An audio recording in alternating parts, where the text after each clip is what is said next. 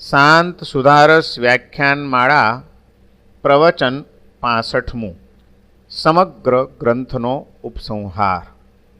ચાતુર્માસના દિવસોમાં વિનય વિજયજી મહારાજે રચેલા શાંત સુધારસ ગ્રંથ ઉપર અનિત્યાદિ 12 ભાવનાઓ અને મૈત્ર્યાદિ 4 ભાવનાઓ એમ કુલ 16 ભાવનાઓ ઉપર જે વિસ્તારથી પ્રવચનો થયા હતા તે 64 પ્રવચનોનો ઉપસંહાર સમરી રૂપ પ્રવચન આજે અહીં રજૂ થઈ રહ્યું છે. તો ચાલો સાંભળીએ શાંત સુધારસ વ્યાખ્યાનમાળાની સમરી. વિદો ષોડશભી કલાભી સંપૂર્ણતામેત્ય જગત પુનીતે ગ્રંથસ્તથા ષોડશભી પ્રકાશૈ રયં સમગ્રૈ શિવમાતનોતુ.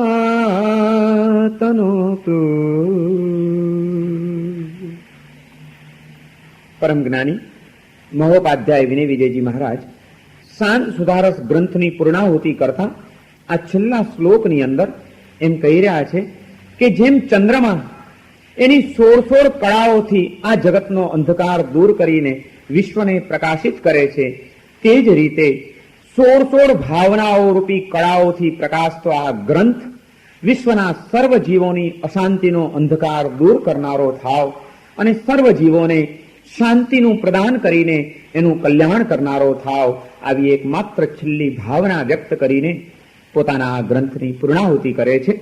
પ્રાચીન કાળથી જ આ એક પરંપરા અને પ્રણાલિકા રહી છે કે જે કોઈ પણ જ્ઞાની પુરુષો થયા છે, સંત પુરુષો થયા છે, આપ્ત પુરુષો થયા છે, એમણે માત્ર પોતાના જ આત્મકલ્યાણની ચિંતા નથી કરી, પરંતુ પોતે જે દિવ્ય તત્વો પ્રાપ્ત કર્યા છે, પોતે જે જીવનની વિશિષ્ટ દ્રષ્ટિઓ પ્રાપ્ત કરી છે અને એના દ્વારા જીવનની જે ધન્યતાને તેઓ સ્પર્શી શક્યા છે, એવી વિશિષ્ટ દ્રષ્ટિ, એવા વિશિષ્ટ તત્વો અને જીવનની એ ધન્યતા વિશ્વના બીજા પણ સૌ જીવો પ્રાપ્ત કરે, આવી એક કરુણાપૂર્ણ ભાવના એમના હૃદયમાં સતત વિલસતી રહી છે. અને એ ભાવનાને પૂર્ણ કરવા માટે, સફળ બનાવવા માટે ગ્રંથ સર્જન કરવાનું એક કાર્ય પ્રાચીન કાળથી જ મહાપુરુષો કરતા રહ્યા છે. ભગવાન મહાવીરે ગણધરોને ત્રિપદી આપી 3 પદો આપ્યા અને એના આધારે ગૌતમ સ્વામી, સુધર્મા સ્વામી વગેરે ગણધરોએ દ્વાદશાંગીની રચના કરી. 14 પૂર્વનીયમાંથી રચના થઈ, અનેક શાસ્ત્રોના સર્જન થયા. પરંતુ એ પછી સદીએ અનેક મહાપુરુષો થતા રહ્યા છે કે જે કોઈ મહાપુરુષોએ એ જ પરંપરાની આગળ વધારવામાં અનેક નવા ગ્રંથોનું સર્જન કરવાનું કાર્ય કરતા રહ્યા છે. આવા ગ્રંથ સર્જનના કાર્યની અંદર જે સદીઓ પસાર થઈ છે એમાં એવી એક વિશિષ્ટ સદી વિક્રમની 17મી શતાબ્દી એક વિશિષ્ટ શતાબ્દી આવી ગઈ છે. જોવા જઈએ ઇતિહાસને જો તપાસીએ તો વિક્રમની 17મી શતાબ્દી એટલે આપણને સંતોની શતાબ્દી લાગે છે. દરેક પરંપરામાં કેટલા બધા સંતો, આત્મનિષ્ઠ સંતો, અધ્યાત્મ યોગી સંતો, ભક્ત સંતો, જ્ઞાની સંતો, એવા અનેક સંતો વિક્રમની 17મી શતાબ્દીમાં થયેલા આપણને જોવા મળે છે. એક બાજુ જોવા જઈશું તો જ્ઞાન અને ભક્તિનો સમન્વય કરનાર કબીર આપણને જોવા મળે છે. બીજી બાજુ જોવા જઈએ તો પરમાત્મા તત્વ પ્રત્યે પરમ ભક્તિ ધરાવતા સંત તુલસીદાસજી પણ એ જ કાળની અંદર થયા છે. કબીર છે, તુલસીદાસજી છે, મીરા છે, અને જૈન પરંપરામાં પણ જોવા જઈએ તો મહાયોગી આનંદગંજી થયા છે, પરમ જ્ઞાની યશો વિજયજી થયા છે, શાંત મૂર્તિ વિનય વિજયજી થયા છે, આ ઉદયરત્નજી, આ એક મહાપુરુષો બધા 17મી શતાબ્દીના એ સંતો છે. અને એ રીતે જયારે વિચારીએ ત્યારે એમ જ લાગે છે કે એ કાળ જ કોઈક સંતોનો કાળ હશે, સંતોની એ શતાબ્દી હશે, સદી હશે કે જે સદીની અંદર આટલા બધા સંતો થયા. કબીરે વિશ્વને ઘણું બધું આપ્યું, તુલસીદાસજીએ રામાયણની ભેટ આપીને અને પરમાત્મા ભક્તિની અનેક ચોપાઈઓ રજૂ કરીને આ વિશ્વની ઉપર કંઈક ઉપકાર કર્યો. તો આનંદગંજીએ અધ્યાત્મની ઉચ્ચતર અને ઉચ્ચતમ ભૂમિકાઓનું આપણને દર્શન કરાવ્યું. યશો વિજયજી આપણને જ્ઞાનની ગહેરાઈમાં લઈ ગયા, તો વિનય વિજયજી આપણને શાંતિનો અનુભવ કરાવવા માટે સોળ ભાવનાઓની ભેટ આપીને એમણે આપણી ઉપર પરમ ઉપકાર કર્યો. આવા એ વિક્રમની 17મી શતાબ્દીના એક પરમ ઉપકારી સંત મહોપાધ્યાય વિનય વિજયજી મહારાજ, એ વિનય વિજયજી મહારાજના સત્સંગનો આપણે એક સંકલ્પ કર્યો અને આપણા કોઈ પુણ્યનો ઉદય કે 4 મહિના સુધી કોઈ પણ જાતના વિઘ્ન વિના આપણો આ એક સત્સંગ ચાલતો રહ્યો. આ ગ્રંથનું સર્જન કરીને વિનય વિજયજી મહારાજ તો પુણ્યશાળી બન્યા જ છે, પરંતુ આપણા પણ કોઈ પુણ્યની અવધિ નથી કે જેને આ વિનય વિજયજી મહારાજનો ગ્રંથ વાંચવા મળે, સાંભળવા મળે, સમજવા મળે, જીવનમાં ઉતારવા મળે, એનું પણ એ પ્રચંડ પુણ્યનો ઉદય સૂચવે છે. અને એવા પુણ્યનો ઉદય કોઈક આપણા જાગ્યા માટે આપણને આ વિનય વિજયજીની ભેટ મળી. વિનય વિજયજી દ્વારા આપણને આ ગ્રંથ રત્નની ભેટ મળી. આ ગ્રંથનું સર્જન કરવાની પાછળ જ્ઞાની પુરુષોની દ્રષ્ટિ પોતાની વિદ્વત્તા દેખાડવાની નથી હોતી, પોતાના પાંડિત્યનું પ્રદર્શન કરવાનો કોઈ ભાવ નથી હોતો, પરંતુ માત્ર વિશ્વના જીવો ઉપરની એક એમની નિતરતી કરુણા હોય છે. અશાંતિની અંદર અનેક પ્રકારની વ્યાકુળતાઓમાં અને વિષમતાઓમાં ઘેરાયેલા આ વિશ્વના જીવોને જોઈને એ વિનય વિજયજીનું હૃદય કરુણાર્દ્ર બન્યું હશે અને માટે જ તમામ શાસ્ત્રોનું અવગાહન કરીને એના સાર રૂપે કઈ રીતે જીવાત્મા શાંતિનો અનુભવ કરી શકે. યશો વિજયજીએ જ્ઞાનની ઘણી વાતો કરી.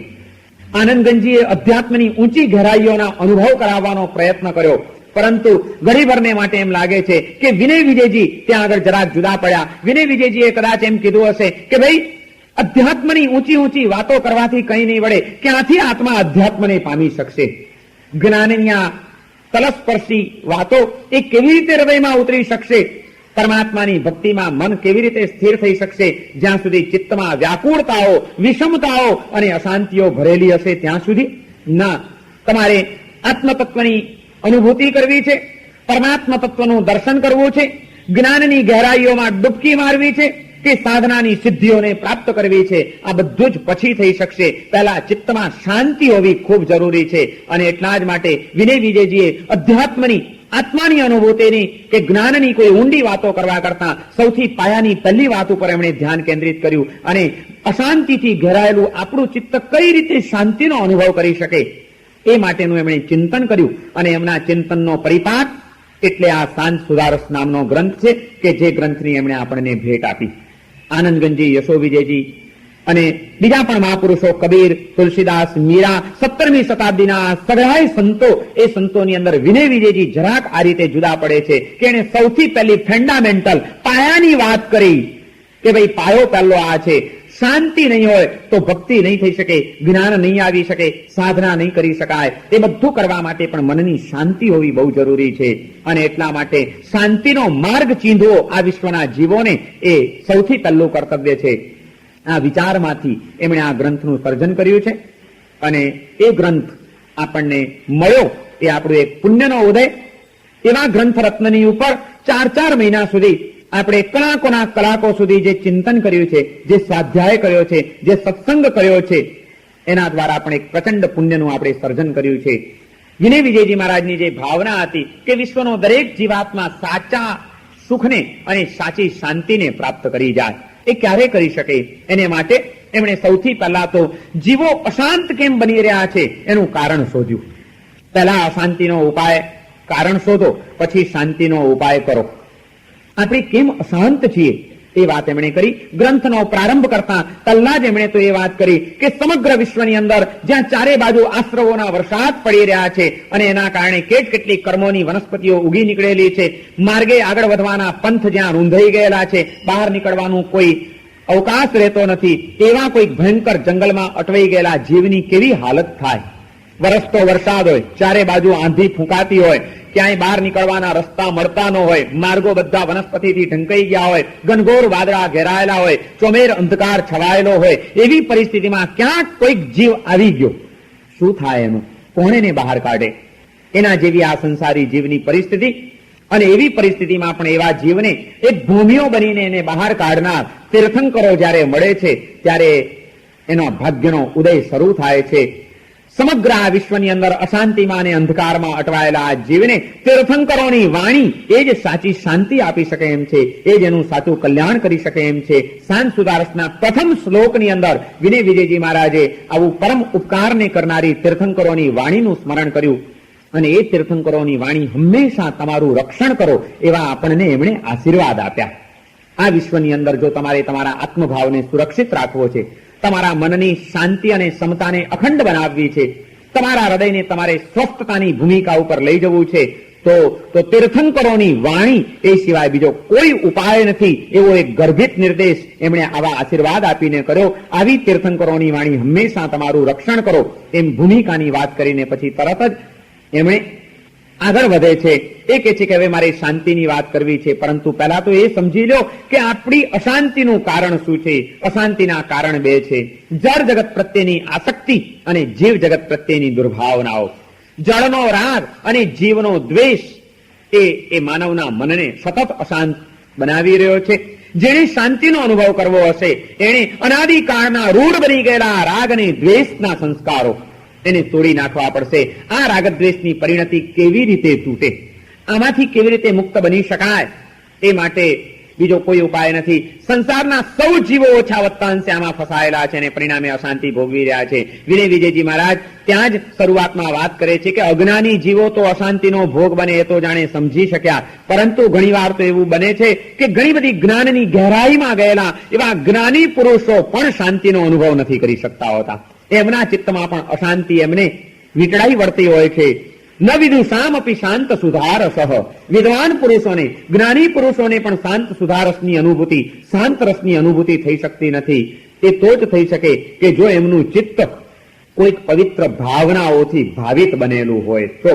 જેણે અશાંતિમાંથી મુક્ત બનવું છે એને ભાવનાઓના શરણે ચાલ્યા જવું જોઈએ. પવિત્ર ભાવનાઓથી પોતાના હૃદયને વાસિત અને ભાવિત કરી દેવું જોઈએ એવો એમણે માર્ગ બતાડ્યો. અજ્ઞાનીઓએ પણ અને જ્ઞાની પુરુષોએ પણ સતત ભાવનાઓથી ભાવિત થવાની સાધના ચાલુ રાખવી જોઈએ એમ પણ એમણે વાત કરી. તો તરત જ આપણને પ્રશ્ન થશે કે આવી ભાવનાઓ કઈ, એનાથી ભાવિત કેવી રીતે થવાનું, અમારે કેવી રીતે એ સિદ્ધિ પ્રાપ્ત કરવી.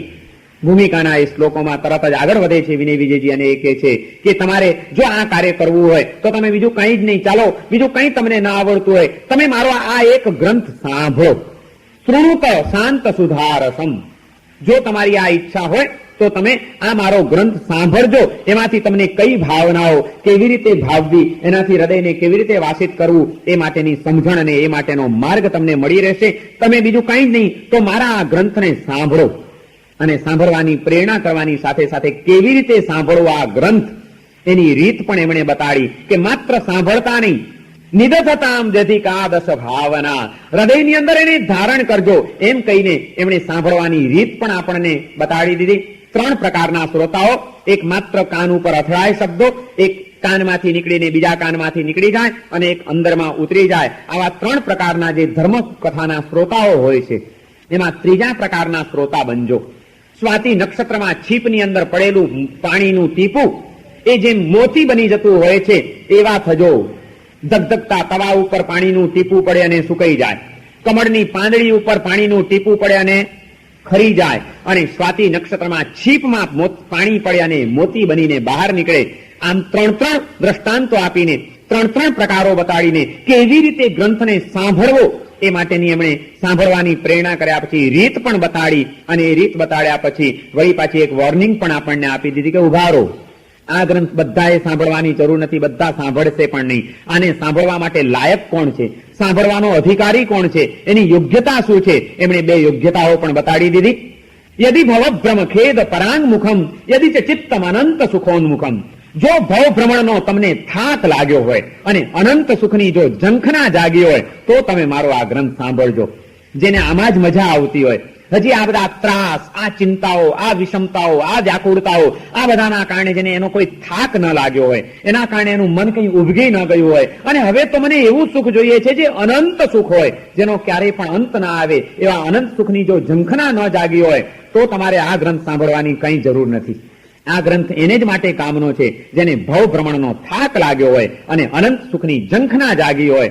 આ 2 ભૂમિકા જો તમારામાં હોય, આટલી જ જો યોગ્યતા પણ હોય, હૃદયની જો આટલી એક તમન્ના કેળવાયેલી હોય તો તમે આ મારો ગ્રંથ સાંભળજો એમ કહીને ગ્રંથ શ્રવણની યોગ્યતા પણ એમણે બતાડી દીધી. અને એ પછી આગળ વધે છે, એ કહે છે કે ખાલી સાંભળ્યા કરશો એટલે શું થશે. આજે જ્યારે આર્ત રૌદ્ર પરિણામ પાવક પૃષ્ઠ ભાવુક વિવેક સૌષ્ઠવે માનસે. માણસનું મન કેવું છે, આર્ત ધ્યાન અને રૌદ્ર ધ્યાનની જ્વાળાઓ એવી સળગી ઉઠી છે એના ચિત્તની અંદર, અને એના કારણે એની વિવેક દ્રષ્ટિ એ બળી ગઈ છે, લુપ્ત થઈ ગઈ છે. જેમ બળી ગયેલી જમીનમાં અંકુરા ઉગતા નથી, એમ આર્ત ધ્યાન અને રૌદ્ર ધ્યાનથી શેકાઈ ગયેલા ચિત્તની અંદર સમતાના અંકુરા ઉગી શકતા નથી. જીવનમાં સમતાની વેલ વધારવી છે, પણ સમતાની વેલડી ક્યાં વધશે? પહેલા એનો અંકુરો તો ઉગવો જોઈએ ને, ફણગો તો ફૂટવો જોઈએ ને. ફણગો પણ ક્યાં ફૂટે એમ છે? હૃદય આ આગથી શેકાઈ ગયું છે, અને બળી ગયેલી ઉખર જમીનમાં જેમ ઘાસનું તણખલું પણ ઉગતું નથી, એમ આર્ત ધ્યાન અને રૌદ્ર ધ્યાનથી તપ્ત બનેલી, ઉખર બની ગયેલી, સળગી ઉઠેલી ચિત્ત વૃત્તિઓની અંદર સમત્વનું કોઈ અંકુરો પણ ઉગી શકતો નથી. એ સમતાનો અંકુરો ઉગાડવો હોય તો આર્ત ધ્યાન અને રૌદ્ર ધ્યાન ટાળવા પડશે, અને એ આર્ત ધ્યાન અને રૌદ્ર ધ્યાન ટાળવા માટે, જળ પ્રત્યેની આસક્તિ અને જીવ જગત પ્રત્યેની દુર્ભાવનાઓથી મુક્ત બનવા માટે કેટલીક રીતો, કેટલીક વિચારધારાઓ, કેટલીક ભાવનાઓ એના શરણે તમારે જવું પડશે. આવો તમને એવી ભાવનાઓ ના શરણે લઈ જઈએ, એમ કહીને વિનય વિજયજી મહારાજે આપણને 2 વિભાગની અંદર આ ગ્રંથ વહેંચી આપ્યો. જળ જગત પ્રત્યેની આસક્તિઓથી ચિત્તને મુક્ત કરવા માટે અનિત્યાદિ 12 ભાવનાઓનું ચિંતન એમણે કહ્યું, અને જીવ જગત પ્રત્યેની દુર્ભાવનાઓથી મનને બચાવી લેવા માટે મૈત્રી, પ્રમોદ, કરુણા અને માધ્યસ્થ્ય આ 4 ભાવનાઓનું ચિંતન. આમ 12+4 બરોબર ટોટલ 16 ભાવનાઓ નો આખો એક નકશો ચિત્રી આપ્યો, અને ત્યારબાદ એક ભાવનાઓનું ચિંતન એમણે રજૂ કર્યું કે તમારે આ સંસારની અંદર જીવન જીવવાનું છે, તો સંસારમાં જીવન જીવતા દરેક જીવાત્માને કેટલાક પાત્રો, કેટલાક પદાર્થો અને કેટલીક પરિસ્થિતિઓની સાથે સંપર્કમાં આવવાનું થશે જ. તમે એકલા નહીં જીવી શકો. કોઈક ને કોઈક વ્યક્તિની સાથે તમારા સંબંધો બંધાશે, કોઈક ને કોઈક વસ્તુઓની પણ જરૂરિયાત તમને તમારા જીવનમાં પડશે, અને એ પાત્રો અને પદાર્થો બંનેના સંયોગના કારણે કેટલીક પરિસ્થિતિઓના નિર્માણ તમારે તમારા જીવનમાં કરવા પડશે. પણ જે કોઈ પાત્રો, પદાર્થો અને પરિસ્થિતિઓના સંપર્કમાં તમે આવો ત્યારે એક જાગૃતિ રાખીને જીવજો કે આમાંનું કોઈ પણ તત્વ કાયમ ટકવાનું નથી. તલ્લી અનિત્ય ભાવનાનું ચિંતન એમણે આપણી સમક્ષ રજૂ કર્યું કે ચાહે તમારા જીવનમાં કોઈ સુખદ સંયોગો હોય કે ચાહે કોઈ દુઃખદ સંયોગો હોય, અનુકૂળ વ્યક્તિઓ હોય કે પ્રતિકૂળ વ્યક્તિઓની સાથે પનારો પડ્યો હોય, મનગમતા પદાર્થો મળ્યા હોય કે અણગમતી વસ્તુઓથી જ જીવન જીવવું પડતું હોય, કલ્પના મુજબની પરિસ્થિતિઓ ગોઠવાયેલી હોય કે કલ્પના બહારની જ પરિસ્થિતિઓના નિર્માણ થતા જતા હોય, જે કંઈ પણ તબક્કો આવે તમારા જીવનમાં પાત્રો, પદાર્થો અને પરિસ્થિતિઓનો, એ અનુકૂળ કે પ્રતિકૂળ કોઈ પણ વસ્તુને કાયમી માનીને નહીં જીવતા. આ પણ કાયમ ટકવાનું નથી. બસ આ એક બ્રહ્મ વાક્યને સતત નજર સામે રાખીને જીવજો. સંસારની અંદર હંમેશા રંગો પલટાતા જ રહે છે, ક્યારેય પણ એક સરખા કોઈના રંગ ટક્યા નથી. આજે કદાચ સારો સંયોગ આવ્યો છે તો એ પણ કાયમ ટકવાનો નથી. એ જાગૃતિ સાથે એમાં પાગલ થવાનું માંડી વાળજો. અને કદાચ આજે કોઈ અશુભ કર્મના ઉદયથી પ્રતિકૂળ પરિસ્થિતિ સર્જાઈ છે તો પણ ત્યારે વિચાર કરજો કે આ પણ કાયમ ટકવાનું નથી. માટે તમને દીનતા નહીં આવે ને હતાશા નહીં આવે. તલ્લી અનિત્ય ભાવનાનું ચિંતન સુખમાં આસક્ત બનતા અને દુઃખમાં અકળાઈ જતા આપણને બચાવી લે છે એક જ વાક્યના આધારે કે આ પણ કાયમ ટકવાનું નથી. ગમે એવી કાળી માઝમ રાત હોય પણ એનો પણ અંત આવે છે, અને ખીલતી ઉષા પાછી આવી જ પહોંચે છે. અને ગમે એટલો સૂર્ય જગારા મારતો હોય પણ સંધ્યા એ ઢળી પડતો જ હોય છે, અંધારું છવાઈ જ જતું હોય છે. માટે ઝળહળતા પ્રકાશની અંદર અંજાઈ ન જવું અને અકળાવતા એવા અંધારાની અંદર મૂંઝાઈ ન જવું. અંધારાનો પણ અંત આવે છે ને અજવાળાનો પણ અંત આવે છે. અજવાળા પછી અંધારું ને અંધારા પછી અજવાળું, એ આ વિશ્વની સૃષ્ટિનો નિત્ય ક્રમ છે. જીવનમાં ચડતી અને પડતી તો ચાલ્યા જ કરે, અનુકૂળતા અને પ્રતિકૂળતાઓ તો આવ્યા જ કરે. એમાં શું અટવાઈ જવું? મને મન મળ્યું છે, વિચાર શક્તિ મળી છે. એ વિચાર શક્તિના આધારે મારે માત્ર વર્તમાનમાં જ પાગલ નથી થવું, એના ભવિષ્યનો પણ વિચાર કરવો છે કે વર્તમાનમાં ભલે દુઃખ આવ્યું છે પરંતુ એ દુઃખનો અંત એક દિવસ આવી જશે. કારણ કે દુઃખ અશુભ કર્મના ઉદયથી આવ્યું છે, અને અશુભ કર્મ ગમે ત્યારે ખતમ થશે. કર્મનો અંત આવતો હોય છે, એક સરખા કર્મના ઉદયો કોઈના ચાલતા નથી. માટે આ દુઃખનો પણ અંત આવી જશે, સૌ સારાવાના થશે, બધું અનુકૂળ થઈ જશે. ઠીક છે, આજે આવ્યું છે, પસાર થઈ જવું, એમાં બહુ ભાંગી પડવાની જરૂર નથી, હતાશ થવાની કોઈ જરૂર નથી, નંખાઈ જવાની ભૂલ મારે કરવી નથી. એની વચ્ચે પણ સ્વસ્થતાથી પસાર થઈ જવું.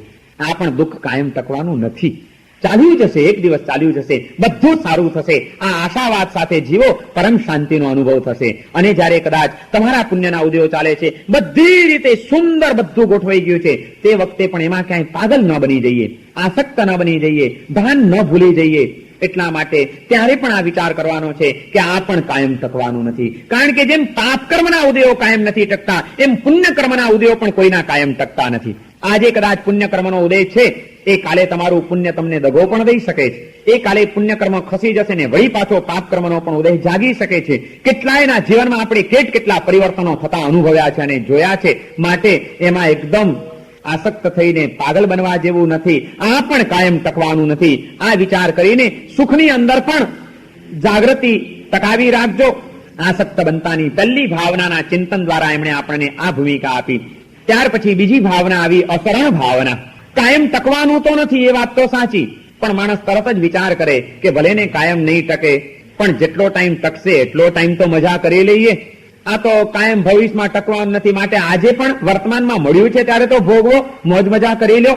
કાલની ચિંતા કરીને આજે શા માટે આજનો આનંદ જતો કરવો? આવી ભૂમિકામાં જયારે આપણે જતા હોઈએ છીએ કે ભલે ભાઈ કાયમ નહીં ટકે, પણ જેટલો ટાઈમ ટકશે એટલો ટાઈમ તો કોઈ વાંધો નથી રે. એ વિચારને પણ બ્રેક મારવા માટે વિનય વિજયજી મહારાજે બીજી અસરણ ભાવના આપી કે આ સંસારના કોઈ પણ તત્વો અને સંબંધો કાયમ ટકવાના નથી. એટલું જ નહીં, પણ જેટલો ટાઈમ ટકશે એટલા ટાઈમ માટે પણ દરેક તબક્કે તમને આધાર આપે જ એ બધા તત્વો, એવો એનો નિયમ નથી. ગમે ત્યારે એ બધું હોવા છતાં તમે તમારી જાતને અસહાય તરીકે અનુભવતા થઈ જશો. તમારા જીવનમાં કેટલાક તબક્કાઓ એવા આવશે કે જે વખતે કોઈ પણ સંબંધો, કોઈ પણ પદાર્થો, કોઈ પણ પરિસ્થિતિઓ તમને એમાંથી ઉગારી નહીં શકે, બચાવી નહીં શકે, તમને સહાય નહીં કરી શકે. તે વખતે તમે અનાથ છો. આ અપરણમયતાનું ચિંતન, જ્યારે શરીરમાં કોઈ રોગ આવશે, જ્યારે ગળપણ ડોકિયા કરવા માંડશે, મોત જ્યારે બારણે આવીને ટકોરા મારશે, ત્યારે એ રોગમાંથી, એ મૃત્યુમાંથી અને એ ગળપણમાંથી બચાવવાની શક્તિ તમારી પત્નીમાં છે, તમારા પુત્રોમાં છે, તમારી સંપત્તિમાં છે, તમારા વૈભવમાં છે. કયું તત્વ આમાંથી તમને બચાવશે એનો પણ વિચાર કરી લો. બધું હોવા છતાં તમે અનાથ છો. આ અસહાયતાનું ચિંતન. અનિત્ય ભાવનાની અંદર સમય મર્યાદાનું ચિંતન કરવાનું છે. અસરણ ભાવનાની અંદર દરેક વસ્તુની શક્તિ મર્યાદા વિચારી લેવાની છે કે એની શક્તિ કેટલી છે. સમય મર્યાદા તો સમજાઈ ગઈ કે કાયમ નહીં ટકે, પણ જેટલો ટાઈમ ટકશે એટલા ટાઈમ માટે પણ એની શક્તિના પણ લિમિટેશન્સ છે, એની મર્યાદાઓ છે. એ બધી આપણને બધી રીતે સહાય નહીં કરી શકે. મોતમાંથી ઉગારવાની એની કોઈ તાકાત નથી. ગમે તે સ્થળે અને ગમે તે પળે મૃત્યુ આવી શકે છે. માટે સતત સાવધાન બનીને જીવો. આ ખ્યાલ આપણને અસરણ ભાવનાના ચિંતન દ્વારા એમણે આપી દીધો કે તમે કાયમ ટકવાના નથી. તમારું કોઈ તત્વ કાયમ ટકવાનું નથી. તમારું નામ કાયમ ટકવાનું નથી. તમારું ગામ કાયમ ટકવાનું નથી. તમારું ઘર કાયમ ટકવાનું નથી. તમારી સંપત્તિ કાયમ ટકવાની નથી. તમારો વૈભવ કાયમ ટકવાનો નથી. તમારા સંબંધીઓ અને સ્વજનો કાયમ ટકવાના નથી. ગમે ત્યારે ગમે તેનો ગમે તે રીતે વિયોગ થઈ શકે છે, અંત આવી શકે છે. માટે ભલે જીવો, સંબંધો બાંધો, પણ તમે એમાં બંધાઈ નહીં જતા. ખેલ બધા જ ખેલો, પણ ખ્યાલ ખોયા વિના. આ ખ્યાલ અસરણ ભાવનાના ચિંતનની અંદર આપણને એમણે આપ્યો. શું કુબેરો, શું સિકંદર, ગર્વ સૌનો તૂટશે. હો ગમે તેટલો ખજાનો બે જ દિનમાં ખૂટશે. કાળની કરડી નજરથી કોઈ પણ બચ્યું નથી. આજ તો ફૂટી છે પ્યાલી, કાલે પુંજો ફૂટશે. અસરણ ભાવનાનું ચિંતન એ આપણને કહે છે કે કોઈ પણ બચ્યું નથી. કાળની કરડી નજરમાંથી કોઈ બચી શક્યું નથી. કાળ કાળનું કામ કરે જ જાય છે. તમે ગમે એટલા હોશિયારો, ગમે એટલા પુણ્યશાળીઓ, ગમે એટલા શક્તિશાળીઓ, ગમે એટલા વૈભવશાળીઓ, પણ કાળની અસર તમને પણ થવાની છે. ગળપણ આવશે ત્યારે તમારી બધી જ લાચારીઓ તમારે સ્વીકારવી પડશે. મોત આવીને ટકોરા મારશે ત્યારે તમારી બધી હોશિયારી અને બધી જ શક્તિઓ એ નકામી ચાલી જતી તમને દેખાશે. તે વખતે તમને ખરેખર આધાર આપી શકે એવું કોઈ તત્વ હોય તો તે એક જ તત્વ હશે, અને એ તમે પોતે જ તમારા શરણદાતા બનો. આત્મા અને આત્માનું પરમાત્મા તત્વની સાથે થયેલું અનુસંધાન એ જ એક આધાર બની શકે છે, એ જ એક શરણ બની શકે છે. માટે વિશ્વની અંદર જીવન જીવો, પણ પોતાની અશરણમયતાનું ચિંતન કરીને પરમાત્માનું પરમ શરણ સ્વીકારતા શીખી જાઓ. બધું જ અનિત્ય છે, એની વચ્ચે આત્મ તત્વ એક નિત્ય છે. બધે જ આપણે અસહાય છીએ, પરંતુ પરમાત્માનો પરમ આધાર આપણી સાથે છે. બે તબક્કે એમણે કામ કર્યું છે.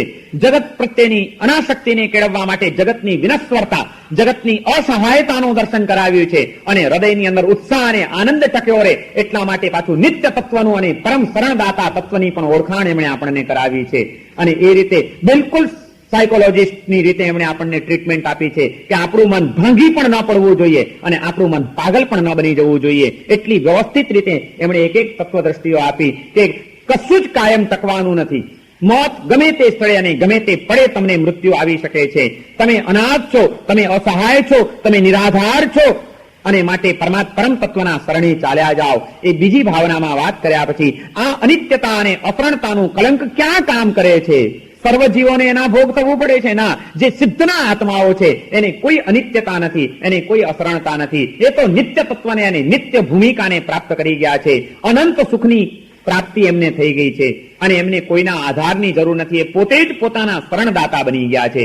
વિનય વિધીયતામ રે શ્રીજીન ધર્મ શરણમ અનુસંધીયતામ રે સુચિતર ચરણ સ્મરણમ. હે વિનય, તું ધર્મનું શરણ સ્વીકારી લે અને આત્માનું સ્મરણ કરી લે તો જ તું બચી શકીશ. એ પ્રેરણા કરીને આ અનિત્યતા અને અપૂર્ણતાનું કલંક જે સંસારમાં ચાલે છે એ સંસાર કેવો છે, સંસાર કેટલો દુઃખરૂપ છે, દુઃખ ફલક છે, દુઃખાનુબંધી છે, કેટલી વિષમતાઓથી ભરેલો છે, વિચિત્રતાઓથી ઉભરાયેલો છે. આ સંસારની અંદર ડગલે ને પગલે વિષમતાઓ અને વિચિત્રતાઓ તો આવ્યા જ કરવાની છે. એવા અસાર એવા સંસારની પાસેથી કોઈ સારની અપેક્ષા રાખીને જીવન જીવશો તો તમે નિષ્ફળ જશો. સુખનો કોઈ પણ મનોરથ પૂર્ણ ન થવા દેનાર કોઈ હોય તો તે આ સંસાર છે, જ્યાં આગળ સતત ફરકતા જ રહેવાનું છે. એક ગતિમાંથી બીજી ગતિમાં, એક ભાવમાંથી બીજા ભાવમાં, એક ભાવમાંથી બીજા ભાવમાં સતત પલટાતા જવાનું છે. એવા પલટાતા જતા આ વિશ્વની અંદર અને પલટાતા જતા આ સંસારની વચ્ચે જો તમે ક્યાંય પણ અટવાઈ ગયા, મૂર્છિત થઈ ગયા, મૂઢ બની ગયા તો યાદ રાખજો તમે અશાંતિનો ભોગ બની જશો. માટે સંસારની વાસ્તવિકતાને સમજીને જીવન જીવજો કે આ સંસાર ઘણો વિચિત્ર છે. મનગમતું ઘણું ઘણું ન થવા દેનાર અને અણગમતું ઘણું ઘણું કરવાની ફરજ પાડનાર જો કોઈ હોય તો તે આ સંસારની વિચિત્રતાઓ છે. અને એવા આ સંસારની વચ્ચે મારે જીવન જીવવાનું છે, સમજીને જીવીશ સંસારની વિચિત્રતાને. આ વાત એમણે ત્રીજી ભાવનામાં બતાડી. ત્યાર પછી ચોથી ભાવનાની અંદર આ અનિત્યતા, અપૂર્ણતા અને સંસારની વિચિત્રતા એ બધાનો અનુભવ કોણ કરે? આનો અનુભવ કોને થાય? જળને કે ચેતનને? આ પાઠને કોઈ અનુભવ કરો? આ ટેબલને કોઈ અનુભવ કરો? ના, આ બધાનો અનુભવ કરનાર તો આત્મા છે. તો એ જે આત્મા આ બધો અનુભવ કરે છે, આત્મા કેવો છે, આત્માનું સ્વરૂપ શું છે, એ વાત એમણે ચોથી એકત્વ ભાવનાની અંદર આપણને સમજાવી કે આત્મા એક એવ ભગવાન અયમ આત્મા જ્ઞાન દર્શન તરંગ તરંગ. આ આત્મા તમારો એક એવ, એ એકલો છે, એકલો જ છે આત્મા.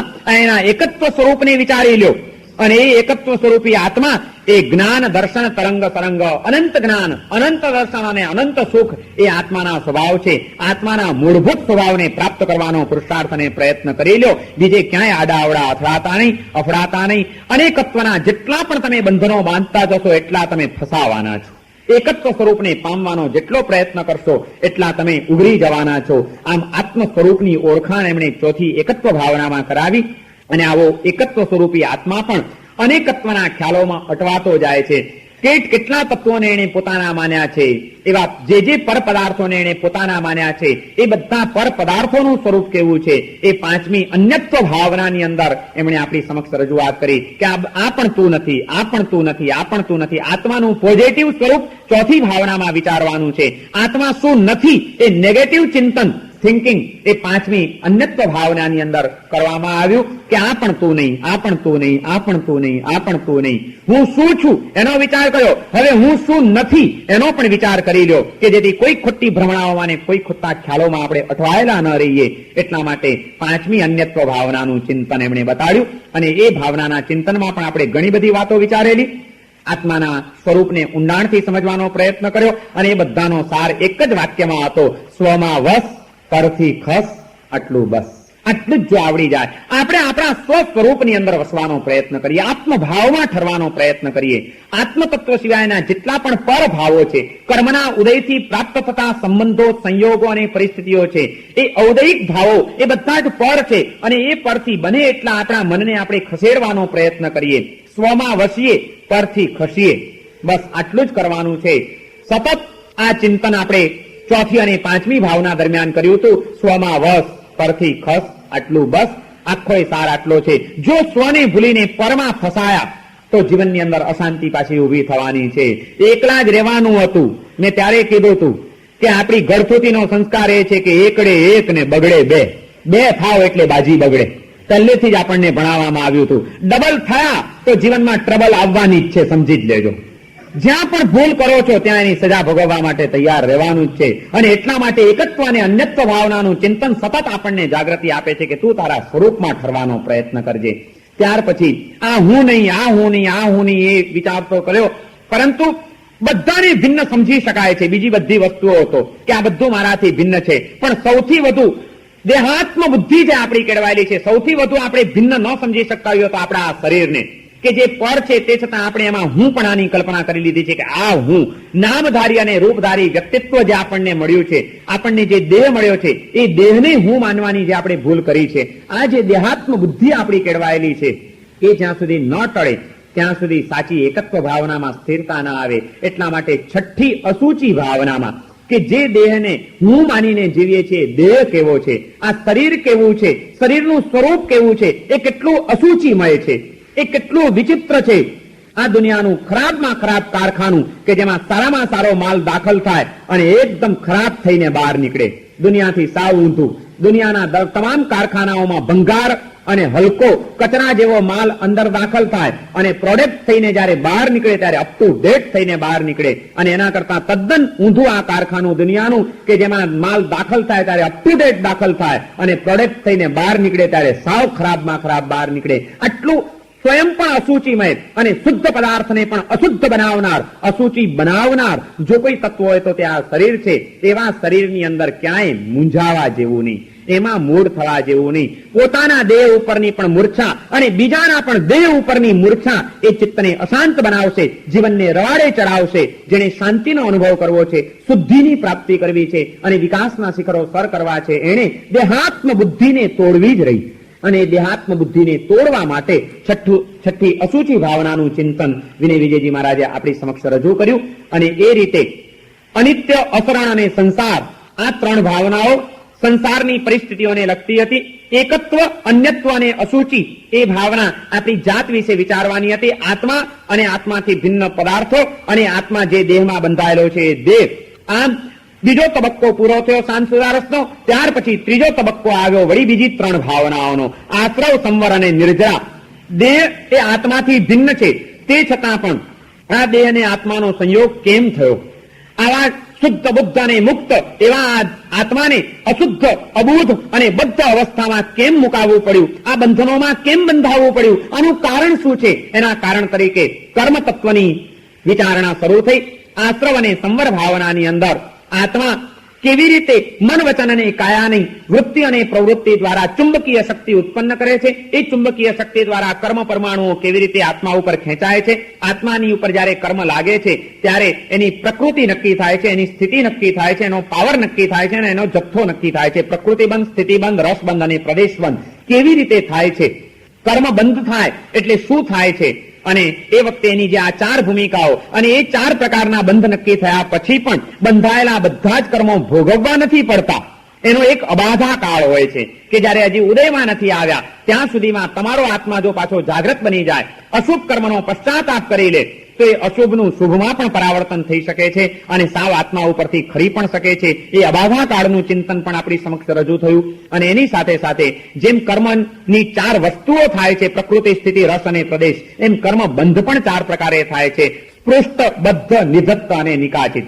અડીને રહેલા, બંધાઈને રહેલા, ખૂંપીને રહેલા અને એક રસ થઈને રહેલા, એમ ચાર રીતે કર્મ બંધાય છે. એનું પણ આપણે વિસ્તારથી વિવેચન કર્યું હતું. અને એવા કર્મો પણ એક નિકાચિત કર્મ અને એક અનિકાચિત કર્મ, જે કર્મ બાંધ્યા પછી અવશ્ય ભોગવવું જ પડે. કોઈ પણ પુરુષાર્થ, કોઈ પણ સાધના એ કર્મને પછી મુક્ત ન કરાવી શકે. એવું જે કર્મ છે નિકાચિત કર્મ હોય છે. અને ઘણા બધા કર્મો એવા છે કે જેના અબાધા કાળ દરમિયાન આત્મા જો જાગૃત બની જાય, પુરુષાર્થ કરી લે, પ્રાયશ્ચિત્ત કરી લે, પશ્ચાતાપ કરી લે, સાધના કરી લે, તો બંધાઈ ગયેલું પણ કર્મ ભોગવ્યા વિના જ આત્મા ઉપરથી ખરી પડે અને આત્મા એનાથી મુક્ત બની શકે. એ અનિકાચિત કર્મ અને મોટા ભાગના આપણા કર્મો અનિકાચિત કર્મો હોય છે. હૃદયની તીવ્રતાથી મન, વચન ત્રણેયને એકાકાર કરીને આપણે ઊંડાણથી બાંધેલા કર્મો તો બહુ ઓછા હોય છે કે જે નિકાચિત બની શકે. માટે જીવનમાં સદાય સાવધાન રહીને ચાલવાનું છે. આ કોઈ ખ્યાલ આશ્રવ અને સંવર ભાવનામાં આપવામાં આવ્યો. અને આવા કર્મ બંધાવાના ચાર કારણો: મિથ્યાત્વ, અવિરતિ, કષાય અને યોગ. આ ચાર કારણો કર્મબંધના હેતુઓ.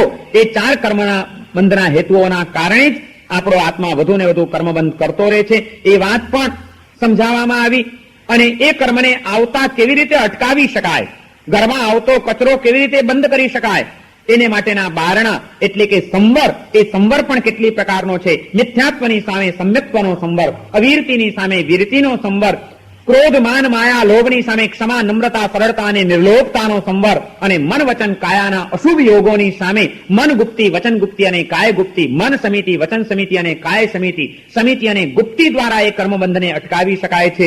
એ આખું વિજ્ઞાન સમજાવીને આપણને આખું કર્મનું તત્વજ્ઞાન એમણે 7મી અને 8મી ભાવનાની અંદર સમજાવ્યું. સંવરની સાધના દ્વારા નવો કર્મબંધ થતો તો અટક્યો જાણે, પણ જન્મ જન્માંતરમાં ભાન ભૂલા બનીને આપણા જીવાત્માએ જે કર્મો બાંધી લીધા છે એવા બંધાઈ ગયેલા કર્મોનો નિકાલ કેવી રીતે કરવો, પહેલા થઈ ગયેલું દેવું કેવી રીતે ચૂકતે કરવું, નવું દેવું કરવાનું બંધ કર્યું, પણ જે દેવું થઈ ગયું છે એનું શું, એના માટેનો કોઈ ઉપાય ખરો? એને માટેનો પણ ઉપાય છે. 9મી નિર્જરા ભાવનાની અંદર બંધાઈ ગયેલા કર્મોની નિર્જરા ભોગવ્યા વિના પણ કેવી રીતે કરી શકાય એ માટેના આખા એ માર્ગો બતાડવામાં આવ્યા, અને એનું નામ છે તપ. એ 12 પ્રકારનો તપ, જેમાં 6 બાહ્ય પ્રકારનો અને 6 આભ્યંતર પ્રકારનો તપ. બાહ્ય તપ એ ભૂમિકા રૂપ છે, સાધન રૂપ છે. આભ્યંતર તપ એ સિદ્ધિ રૂપ છે અને સાધ્ય રૂપ છે. બાહ્ય તપની ભૂમિકા દ્વારા આભ્યંતર તપની અંદર પ્રવેશ કરવાની એમણે પ્રેરણા કરીને આપણને 6 પ્રકારના બાહ્ય તપની ઓળખાણ કરાવી. અણસણ, ઉણોદરી, વૃત્તિ સંક્ષેપ, રસત્યાગ, કાયક્લેશ અને સલ્લીનતા.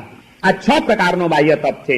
ખાવું જ છે પણ બને એટલા ટંક ઓછા કરતા જાઓ. અણસણ આવ્યું, ટંક ઓછા નથી કરતા. જ્યારે પણ ખાવું હોય ત્યારે ભલે ખાઓ, પણ જ્યારે ખાવા બેસો ત્યારે ભૂખ કરતા થોડુંક પણ ઓછું ખાઓ. ઉણોદરી આવી, ઓછું પણ ખાઓ છો પણ એની સાથે ઓછું ઉણોદરી જો જાળવવી હોય તો વૃત્તિ સંક્ષેપ કરવો જોઈએ. દ્રવ્ય ઓછા કરી નાખો તો ઉણોદરી જળવાશે. બહુ આઈટમો રાખી હશે તો થોડું ખાવા જશો તો પણ ઓવરલોડ થઈ જશે.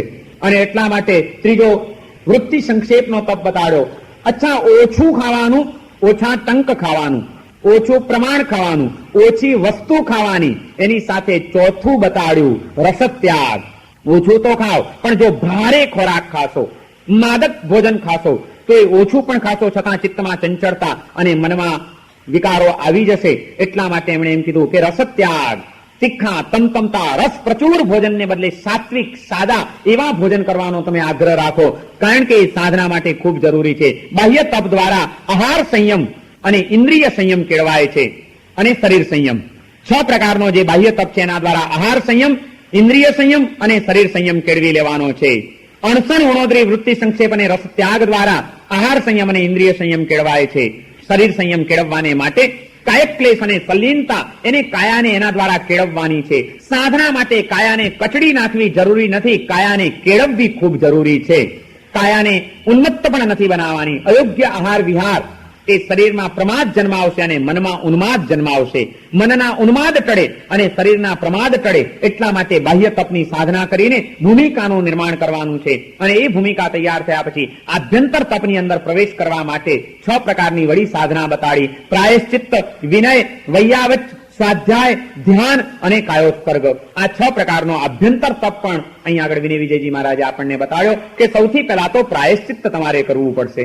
આજ સુધી ભાન ભૂલા બનીને જે કંઈ પણ અસત કાર્યો કરી નાખ્યા છે તો આત્માની અંદર એનો પશ્ચાતાપનો ભાવ જાગૃત થાય અને કોઈ યોગ્ય સુયોગ્ય સદગુરુની પાસે એનું પ્રાયશ્ચિત્ત કરવાનો ભાવ તમને જન્મ્યો એટલે તમારો આભ્યંતર તપ શરૂ થયો, કર્મની નિર્જરા શરૂ થઈ. કારણ કે પોતાની અધમતાનો ખ્યાલ અને એ અધમતાનું પ્રદર્શન કરવા માટે ઘણું બધું સત્વ જોઈએ છે અને ઘણી બધી શક્તિ જોઈએ છે. જ્યાં સુધી અહંકાર નિર્મૂળ ન થાય ત્યાં સુધી પ્રાયશ્ચિત્તની ભૂમિકા આવતી નથી. અને અહમને જ્યાં આત્માએ તોડ્યો ત્યાં કર્મની નિર્જરા થયા વિના રહેવાની નથી. અરહમની નજીક એ આત્મા પહોંચી જવાનો છે. પ્રાયશ્ચિત્ત એ આભ્યંતર તપ બનીને કર્મની નિર્જરા આ રીતે કરાવી શકે છે. અને જ્યાં પોતાની અધમતાનો ખ્યાલ આવ્યો ત્યાં મહાપુરુષોની મહાનતાનો પણ ખ્યાલ આવ્યા વિના રહેશે જ નહીં. એટલા માટે એમનો વિનય કરવાનું મન થશે એટલે બહુમાન આવશે. વિનય એ બીજો પ્રકારનો આભ્યંતર તપ છે. જેની પ્રત્યે બહુમાન જન્મ્યું છે એની સેવા કરવાનું, ભક્તિ કરવાનું મન થશે એટલે વૈયાવચ્ચ નામનો આભ્યંતર તપ આવશે. સદગુરુની વૈયાવચ્ચ કરશું. ભગવાન વિતરાગ છે, ગુરુ વિતરાગી નથી.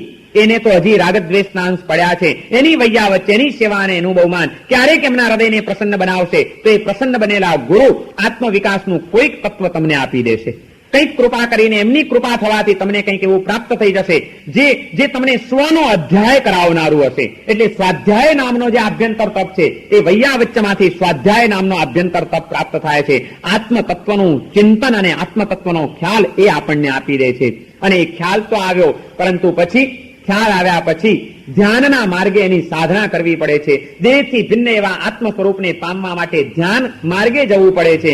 અને ધ્યાનની સાધના જ્યારે જીવનમાં આવે છે ત્યારે ધ્યાનનું પરિણામ દેહ ભાવ ભૂલાઈ જાય છે. દેહ અને આત્માનું ભેદ જ્ઞાન પ્રાપ્ત થાય છે. એટલે સાચો કાયોત્સર્ગ આવે છે.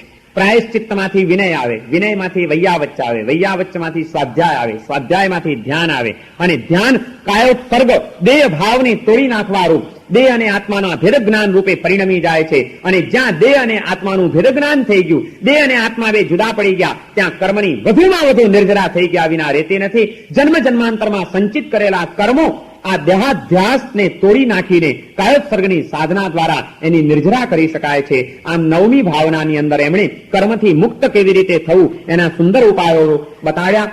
ત્યારબાદ જેમ કર્મ સત્તા આ દુનિયાની અંદર કામ કરી રહી છે એમ કર્મ સત્તાને પણ ટક્કર મારે, કર્મ સત્તાને પણ મહાત કરી શકે એવી એક જબરજસ્ત સત્તા આ વિશ્વની ઉપર કાર્ય કરી રહી છે. અને એનું નામ છે ધર્મ સત્તા. એ ધર્મનો શું પ્રભાવ છે, ધર્મનું શું સ્વરૂપ છે, ધર્મનો શું મહિમા છે, એ આખી એ વાત 10મી ધર્મ મહિમા આશ્રવ સંવર અને નિર્જરા એ 3 કર્મને લગતી ભાવના આવી ગઈ.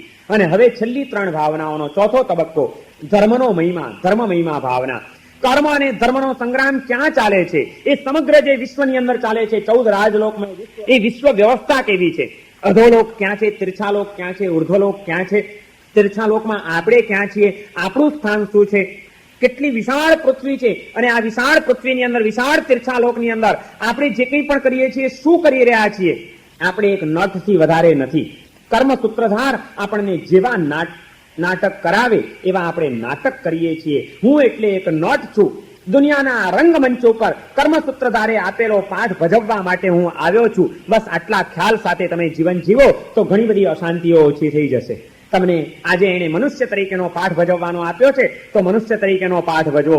અને પડદો પડશે, વળી પાછા તમે અંદર ચાલ્યા જશો એટલે જે ડાયરેક્ટર હશે, કર્મસૂત્રધાર જે હશે, એ કહેશે કે હવે તારે ચાલ જા, કૂતરાનો પાઠ ભજવવા માટે પડદા ઉપર આવવાનું છે તો કૂતરા બનીને આવી જવાનું. પણ જયારે આ પાઠ ભજવીએ છીએ ત્યારે પણ આપણી એ જાગૃતિ હોય, આ પાઠ ભજવીએ છીએ ત્યારે પણ હોય કે જે કંઈ કરી રહ્યો છે એ માત્ર એક નાટકનો પાઠ છે, બાકી ખરેખર એની સાથે મારે કોઈ લેવા દેવા નથી. આટલો ખ્યાલ આવી જાય તો ઘણી બધી અશાંતિઓ ઓછી થઈ જાય. હું પણ એક નટ છું અને નાટકની અંદર સ્ટેજ ઉપર માત્ર એક જ પાત્ર નથી હોતું, એક જ વ્યક્તિ નથી હોતી, ઘણી બધી વ્યક્તિઓ હોય છે. અને સૂત્રધારે, ડાયરેક્ટરે જેને જે એક્ટિંગ આપેલી હોય, જે ડાયલોગ કરવાના કીધેલા હોય, જે રીતે અભિનય કરવાનો હોય, દરેક વ્યક્તિ પ્રામાણિકતાથી પોતપોતાનો અભિનય ભજવે અને એકબીજાને સમજવાના અને સહયોગ આપવાનું એ જ એનું કાર્ય હોય છે. હું આજે આ દુનિયાના રંગમંચ ઉપર આવ્યો છું, જે વ્યક્તિઓની સાથે જોડાયો છું, કર્મસૂત્રધારે જેવો પાઠ ભજવવાનો આપ્યો છે, કોઈકની પ્રત્યે પિતા તરીકેનો પાઠ ભજવવાનો છે, કોઈકની પ્રત્યે મારે પત્ની તરીકેનો પાઠ ભજવવાનો છે, ક્યાંક મારે પુત્ર તરીકેનો પાઠ ભજવવાનો છે. પાઠ ભજવી જવું પણ અંદરથી સલામત કે મને આમાં કાંઈ લેવા દેવા. લોક સ્વરૂપ ભાવનાની અંદર 11મી લોક સ્વરૂપ ભાવનાની અંદર વિનય વિજયજી મહારાજે આપણને આ એક અદભુત દર્શન કરાવ્યું. રંગ સ્થાનમ પુદ્ગલાનામ નટાનામ નાના રૂપૈ નૃત્યતામ આત્મનામ છે. આ દુનિયા એટલે કંઈ નથી, રંગભૂમિ છે.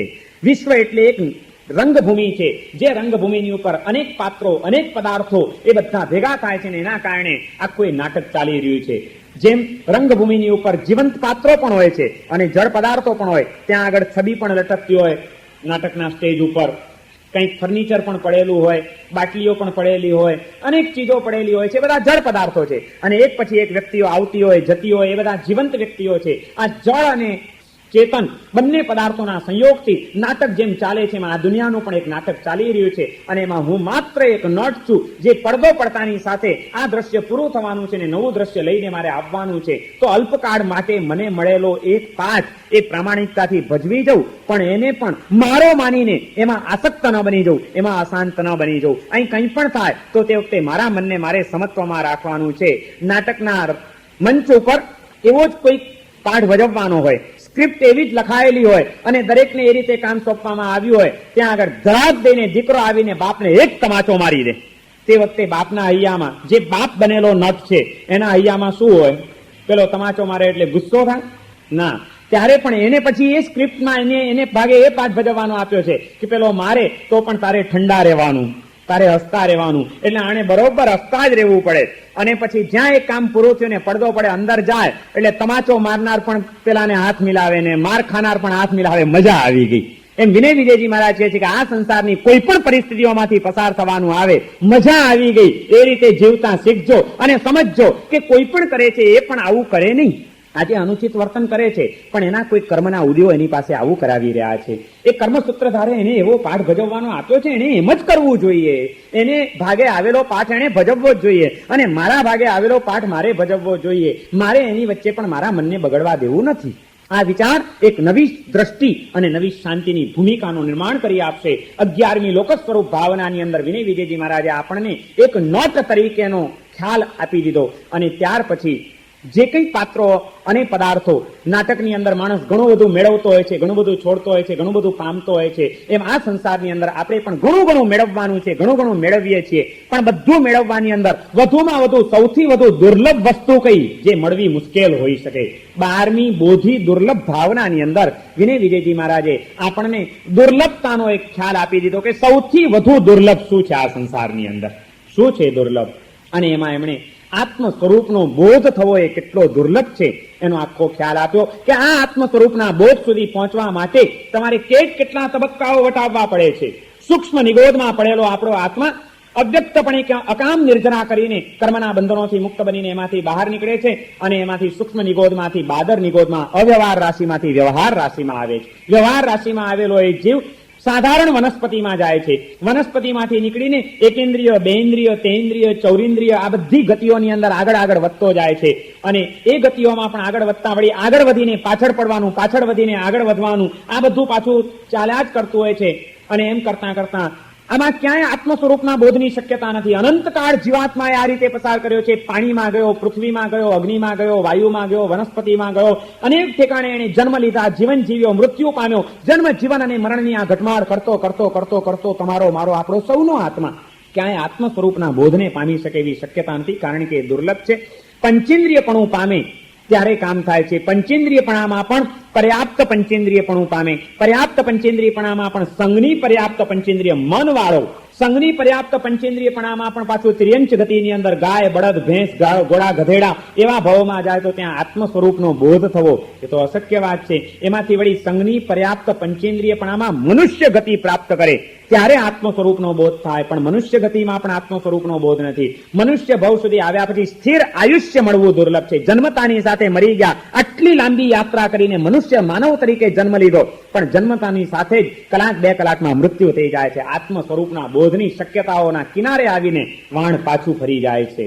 અને વળી પાછું આગળનો જ તબક્કો મળશે નહીં. ત્યાંથી વળી પાછું લાગ આવે તો એકેન્દ્રિય, બેન્દ્રિય, તેન્દ્રિય, ચૌરિન્દ્રિય ક્યાંય ઠોકાઈ જાવ ત્યારે આપણે વિચાર્યું હતું કે આખી સાપ સીડીની રમત છે. લગભગ ઉપર પહોંચ્યા અને એક પાસો ખોટો પડી જાય તો પાછા છેક નીચે આવી જાવ, નવેસરથી રમત શરૂ કરો.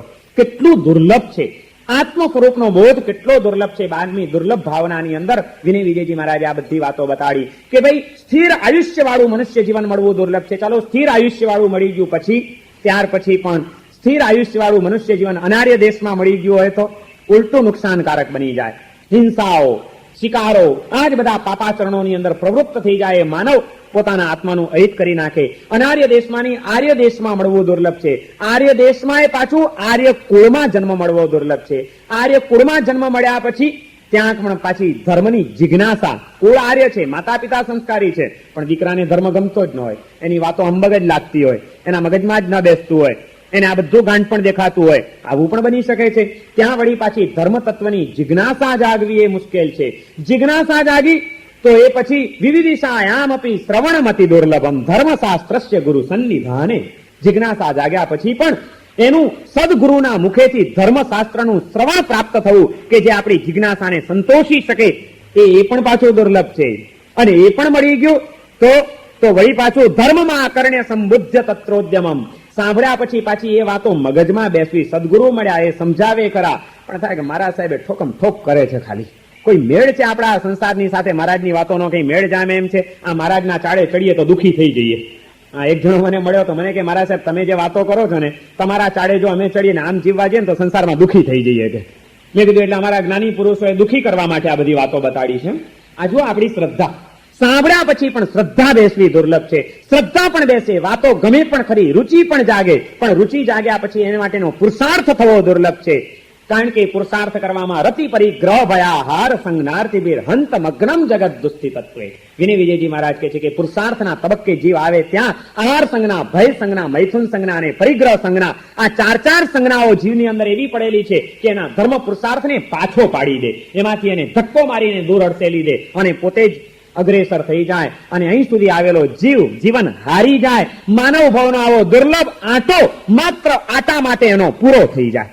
કારણ કે બોધિ એ દુર્લભ છે, પુરુષાર્થ થવો દુર્લભ છે. આ બધી દુર્લભતાઓને પ્રાપ્ત કરતો કરતો કરતો જીવ છેક પુરુષાર્થ સુધી આવે ત્યાર પછી એને આત્મ સ્વરૂપનો બોધ થાય છે, જે અત્યંત દુર્લભ છે. ને એ જેને બોધ થઈ ગયો, આત્મતત્વની અનુભૂતિ થઈ ગઈ, એને જીવનની અંદર પરમ સુખ અને પરમ શાંતિની પ્રાપ્તિ થયા વિના રહેતી નથી. આ આખી વાત એમણે 12મી ભાવનાની અંદર બતાડી. આમ અનિત્યાદિ 12 ભાવનાઓના ચિંતન દ્વારા જગતની જોવાની આખી એક દ્રષ્ટિ આપણને નવી પ્રાપ્ત થઈ જાય અને આપણે એકદમ જાગૃત બની જઈએ. જે જાગૃતિ આપણી આસક્તિઓને ધોઈ નાખે, આપણી આસક્તિઓને શાંત કરી નાખે, એવી દિવ્ય જડીબુટ્ટીઓ આપણને આ રીતે અહીં આગળ બતાડી. અને ત્યાર પછી હવે જળ જગત પ્રત્યેની આસક્તિમાંથી મુક્ત થવા માટે જેમ અનિત્યાદિ 12 ભાવનાઓ હતી, એમ જીવ જગત પ્રત્યેની દુર્ભાવનાઓમાંથી ચિત્તને બચાવી લેવા માટે મૈત્રી, પ્રમોદ, કરુણા અને માધ્યસ્થ્ય, આ 4 ભાવનાઓનું વર્ણન એમણે શરૂ કર્યું. અને સૌથી પહેલા એમણે આ 4 ભાવનાઓનું મહત્વ આપણને સમજાવ્યું કે જીવનમાં ધર્મ પ્રવૃત્તિ ઘણી વધશે,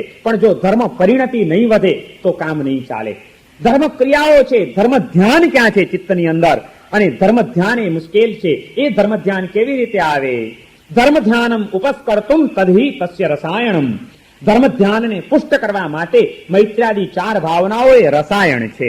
જો મૈત્ર્યાદિ 4 ભાવોને સિદ્ધ કરી લેવામાં આવે તો જ ચિત્તની અંદર આર્ત ધ્યાન અને રૌદ્ર ધ્યાન ટળે અને ધર્મ ધ્યાન અંતરમાં પ્રગટે. આમ એનું મહત્વ સમજાવીને પછી એક એક ભાવનાઓનું એમણે વિવેચન શરૂ કર્યું. સૌથી પહેલી મૈત્રી ભાવના એ પાયો છે. જે જીવ જગતની સાથે સંપર્કમાં આવવાનું છે, વિશ્વના સર્વ જીવોને 4 વિભાગમાં વહેંચી નાખજો. એક તમારી સમાન કક્ષાના, એક તમારા કરતા ચડિયાતી ભૂમિકાના, એક તમારા કરતા પણ ઉતરતી ભૂમિકાના, અને એક તદ્દન પાપમાં પડેલા, ઉન્માર્ગે ગયેલા અને ઉદ્દંડ બનેલા અયોગ્ય જીવાત્માઓ, જેમને માટે કરુણા પણ નકામી છે, જે કરુણાને માટે પણ યોગ્ય નથી, એવા પણ વર્ગ, એવો પણ એક વર્ગ આ સંસારમાં મળશે. આ 4 પ્રકારના જીવોને જોવાની 4 દ્રષ્ટિ એમણે આપણને આપી કે સમાન કક્ષાના જે કોઈ જીવો છે એ સર્વ જીવો પ્રત્યે મૈત્રીનો ભાવ ધારણ કરવાનો છે. પુણ્યના ઉદયથી વધુ સુખી થયેલા, અધ્યાત્મના માર્ગે વધુ આગળ વધેલા, આપણા કરતા આગળની ભૂમિકાના જીવો પ્રત્યે પ્રમોદ ભાવ ધારણ કરવાનો છે. સમાન પ્રત્યે પહેલા મૈત્રી, અને મૈત્રીને એમણે વ્યાખ્યા આપી. મૈત્રી પરેશાન હિત ચિંતનમ યદ. બીજાના હિતનો વિચાર, પરહિત ચિંતા, એનું નામ મૈત્રી. બીજાના હિતનો વિચાર કેવી રીતે આવે? એ મૈત્રી, હિત ચિંતન રૂપ મૈત્રીને પ્રગટાવવા માટે યશો વિજયજી મહારાજે જે વ્યાખ્યા આપી કે સકલ સત્વ સ્નેહ પરિણામો મૈત્રી. બીજા જીવો પ્રત્યે સ્નેહનો પરિણામ પ્રગટવો, એનું નામ મૈત્રી. એ સ્નેહનો પરિણામ પ્રગટે તો એમાંથી હિતનો વિચાર આવે. હિતનો વિચાર આવે તો જ આપણે બીજાની સાથે સમ્યક વ્યવહાર સ્થાપિત કરી શકીએ. અને એવો જ્યારે બીજાનું હિત કરવું છે ત્યારે હિત ચિંતન રૂપ મૈત્રી પણ પાછી 2 પ્રકારે, પોઝિટિવ મૈત્રી અને નેગેટિવ મૈત્રી. કોઈનું અહિત ન કરવું એ નેગેટિવ મૈત્રી થઈ, બીજાનું હિત કરવું એ પોઝિટિવ મૈત્રી થઈ. આ નેગેટિવ અને પોઝિટિવ મૈત્રી પાછી 3 પ્રકારની, શારીરિક, વાચિક અને માનસિક. કોઈનું અહિત થાય એવું વિચારવું નહીં, કોઈનું અહિત થાય એવું બોલવું નહીં, કોઈનું અહિત થાય એવું કામ કરવું નહીં. એ શારીરિક, વાચિક અને માનસિક નેગેટિવ મૈત્રી થઈ. બીજાનું હિત થાય એવા વિચારો કરવા એ માનસિક પોઝિટિવ મૈત્રી. બીજાનું હિત થાય એવા વચન બોલવા એ વાચિક પોઝિટિવ મૈત્રી. બીજાનું હિત થાય એ રીતે પ્રવૃત્તિ કરવી એ કાયિક પોઝિટિવ મૈત્રી. આમ પોઝિટિવ અને નેગેટિવ એ બંને પાછી શારીરિક, વાચિક અને માનસિક 3 પ્રકારની મૈત્રી. અને આવી મૈત્રીને સિદ્ધ કરવા માટેની 2 યોગ્યતાઓ એમણે બતાડી કે આવી મૈત્રી તે જ કરી શકે જેની સ્વાર્થ વૃત્તિ થોડી ઘણી પણ મોડી પડી હોય. સ્વાર્થ અને દ્વેષ એ 2 તત્વો, આ 2 દોષ જીવનમાં મૈત્રીને આવવા નથી દેતા. આ 2 દોષને ટાળવા જોઈએ. એટલા માટે આ 2 દોષથી યુક્ત કે રહિત જીવો કેવા, એના 4 પ્રકાર પાડ્યા એમણે. સ્વાર્થાંધ, સ્વાર્થી, નિસ્વાર્થી અને પરમાર્થી. સાપ જેવા, પશુ જેવા, વૃક્ષ જેવા અને કાગડા જેવા 4ના વર્ણન કર્યા હતા. પોતાનું હિત થતું હોય એ માટે બીજાનું અહિત કરવા પણ જે તૈયાર થઈ જાય એ સ્વાર્થાંધ છે. પોતાનું હિત કરે, બીજાનું હિત પણ ન કરે ને અહિત પણ ન કરે એ સ્વાર્થી છે. પોતાનું હિત સાચવીને પછી જો કોઈકનું થોડું ઘણું પણ હિત થતું હોય તો એ પોતાનું સાચવીને પછી હિત કરવા માટે તૈયાર થાય છે, નિસ્વાર્થી છે. અને પોતાના હિતનો ભોગ આપીને પોતાના સુખને જતું કરીને પણ બીજાના સુખ માટે જે તૈયાર થાય છે એ પરમાર્થી છે. આવા 4 પ્રકારો પાડ્યા એમણે અને એ રીતે મૈત્રીને સિદ્ધ કરવાની પ્રેરણા કરી.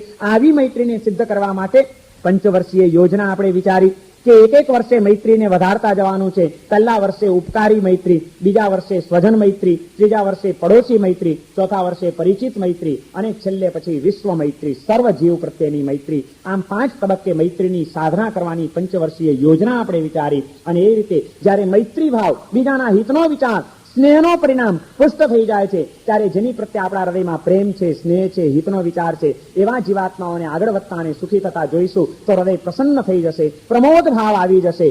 આ પ્રમોદ ભાવનાની વાત પણ એમણે કરી અને એના કેટલા આપણને અદ્ભુત કલ્પના ચિત્રો આપ્યા. ધન્યાસ્તે વીત રાગા ક્ષપક પથગતિ ક્ષીણ કર્મોપ રાગા. એ વિતરાગને ધન્ય છે, એ સાધુ પુરુષોને ધન્ય છે, એ સાધ્વીજીઓને ધન્ય છે, એ શ્રાવક અને શ્રાવિકાઓને પણ ધન્ય છે જે આવી આરાધનાઓ કરી રહ્યા છે, આ રીતે આત્માનો વિકાસ કરી રહ્યા છે. એક એકને કલ્પનામાં લાવીને હૃદયને પ્રમોદિત બનાવવાનું અને પ્રસન્ન કરવાનું એક તત્વચિંતન આપણી સમક્ષ એમણે રજૂ કર્યું. અને એથી આગળ વધીને છેલ્લે હદ તો ત્યાં કરી કે ભાઈ આટલું જ નહીં, મિથ્યાદૃશામ અપ્યુપકાર સારમ સંતોષ સત્યાદિ ગુણ પ્રસારમ માર્ગાનુસારિત્યનુમોદયામ. મિથ્યા દ્રષ્ટિ જીવો, મિથ્યાત્વમાં પડેલા જીવો, એવા જીવની અંદર પણ ક્યાંક દયા દેખાય, ક્યાંક કરુણા દેખાય, ક્યાંક ઉદારતા દેખાય, ક્યાંક સરળતા દેખાય, એવા જીવોના જીવનની અંદર પણ રહેલા સદગુણોની અમે અનુમોદના કરીએ છીએ અને અમે એનાથી પ્રસન્ન થઈએ છીએ. મિથ્યા દ્રષ્ટિ જીવોની પણ અનુમોદના કરવાની પ્રેરણા કરીને કોઈ પણ જીવની નિંદા, કુથલી કે અવર્ણવાદ ન થઈ જાય, નહીં તો એનાથી સમ્યક દર્શન આપણું ચાલ્યું જશે, બોધી દુર્લભ બની જશે. એ વાત કરીને આપણને એક નવી જાગૃતિ આપી. જેમ ચડિયાતા પ્રત્યે આ પ્રમોદ કેળવવાનો તેમ આપણા કરતા ઉતરતી કક્ષાના જીવો, દુઃખી જીવો અને પાપી જીવોને જોઈને હૃદયમાં કરુણાને જગાડવાની વાત કરી. અને એ રીતે એ કરુણા ભાવનાથી હૃદયને પુષ્ટ કરીને જે કરુણા તીર્થંકર બનાવી શકે છે આત્માને, એવી એ કરુણા ધર્મનું આરાધન કરવાની એમણે આપણને પ્રેરણા કરી. અને ત્યાર પછી છેલ્લે ગઈકાલે આપણે માધ્યસ્થ્ય ભાવનાનું ચિંતન કર્યું. 16મી માધ્યસ્થ્ય ભાવના કે તમે તમારી કરુણાને સક્રિય કરી, કોઈકનું દુઃખ દૂર કરવા માટે તૈયાર થયા, કોઈકના ભલા માટે, તમારો કોઈ સ્વાર્થ નથી, એ સુખી થાય, એનું ભલું થાય એ માટે તમે કંઈક પ્રયત્ન કર્યો, એને કંઈક શિખામણ આપી, સલાહ આપી. પણ પેલો અયોગ્ય એવો માણસ છે કે તમારી સદભાવનાને સમજી શકતો નથી, એનું મૂલ્યાંકન કરી શકતો નથી અને તમારી પ્રત્યે અકળાય છે, અનુચિત વર્તન કરે છે, તમારી કદર નથી કરતું. ત્યારે આપણા અંતરમાં જરાક આવેશ આવી જાય, તિરસ્કાર કેળવાઈ જાય કે અરે એક તો આટલો અમે ભોગ આપીએ છીએ, આટલા હેરાન થઈએ છીએ તારા ભલા માટે, છતાં વળી પાછો તું આવી. જયારે અંતરમાં અશાંતિ ન થાય ને સમત્વ ન ગુમાવી બેસીએ એટલા માટે છેલ્લે કીધું કે મધ્યસ્થ્ય ભાવના. એ માધ્યસ્થ્ય ભાવ કેળવવા માટેના 2 ઉપાયો એમણે બતાડ્યા. એક તો સામાના આત્માની કર્મ પરિણતિનું ચિંતન કરવું કે મેં પ્રયત્ન કર્યો પણ હજી એની કર્મની પરિણતિઓ ઘણી વિષમ છે, માટે એ સમજી શકતો નથી કે મારી વાતને એ મહત્વ આપી શકતો નથી. એ આત્માની ભવિતવ્યતા હજી પાકી નથી, હજી એના કર્મના ઉદયો બહુ ગાઢ છે, માટે આમ થાય છે. આ વિચાર એની પ્રત્યે દુર્ભાવ નહીં જન્મવા દે. અને બીજો વિચાર, જેમ એની કર્મ પરિણતિનું ચિંતન કરવાનું છે એમ આપણા પુણ્યની કટાશનો વિચાર કરવાનો છે કે મેં પ્રયત્ન કર્યો પણ મારું હજી પુણ્ય ઓછું પડે છે, માટે મારી વાત સ્વીકૃત થતી નથી. આ વિચાર પણ આપણને ચિત્તને સમત્વ અને શાંતિની ભૂમિકા ઉપર લઈ જનારું બનશે.